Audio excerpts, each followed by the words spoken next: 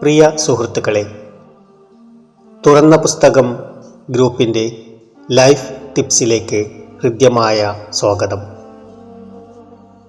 കീഴ് ജീവനക്കാരുടെ പ്രൊവിഡന്റ് ഫണ്ടിലെ നിക്ഷേപം അവരറിയാതെ പിൻവലിച്ച് സ്വന്തമാക്കിയ ഡോക്ടറേറ്റ് ബിരുദധാരിയായ കോളേജ് മേധാവിയാണോ?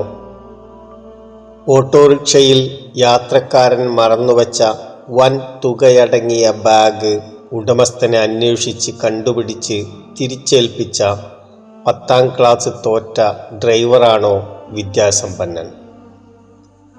വിദ്യാസമ്പന്നൻ എന്നതിൻ്റെ നിർവചനമെന്ത് എന്നതിനനുസരിച്ചിരിക്കും ഈ ചോദ്യത്തിനുള്ള ഉത്തരം.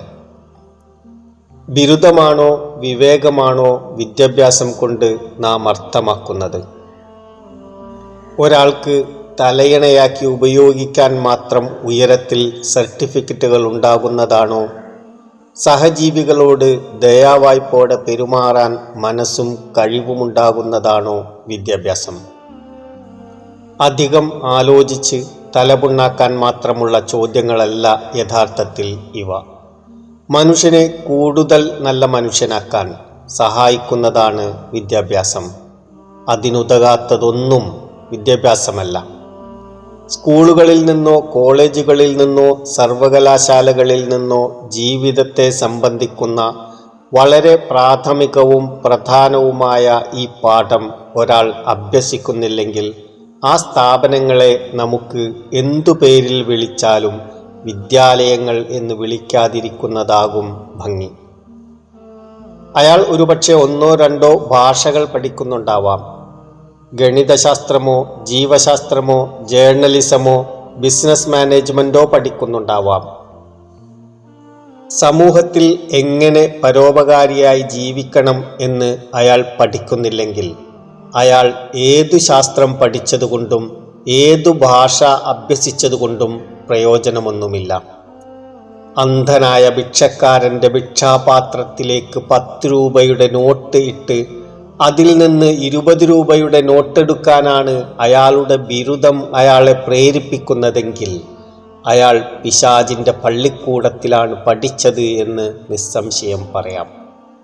പഠിച്ച് ബിരുദം സമ്പാദിച്ചാണല്ലോ ആശുപത്രികളിൽ ഡോക്ടർമാരായും കോടതികളിൽ വക്കീലന്മാരായും ജഡ്ജിമാരായും വിവിധ വകുപ്പുകളിൽ എഞ്ചിനീയർമാരും സൂപ്രണ്ടുമാരും ഗുമസ്തന്മാരുമായും ആളുകൾ നിയമിതരാവുന്നത്. ഇവരിൽ പലരും പിശാചിൻ്റെ പള്ളിക്കൂടത്തിൽ നിന്ന് പഠിച്ചവരാണോ എന്ന് പലപ്പോഴും ഇവരുടെ സേവനം തേടിയെത്തുന്ന ജനങ്ങൾ അത്ഭുതപ്പെട്ടു പോകാറുണ്ട്. അന്ധൻ്റെ ഭിക്ഷാപാത്രത്തിൽ നിന്ന് പണം മോഷ്ടിച്ചതിന് തുല്യമായ പ്രവർത്തികൾ ഈ വിദ്യാസമ്പന്നർ പൊതുജനങ്ങളോട് ചെയ്യുന്നു.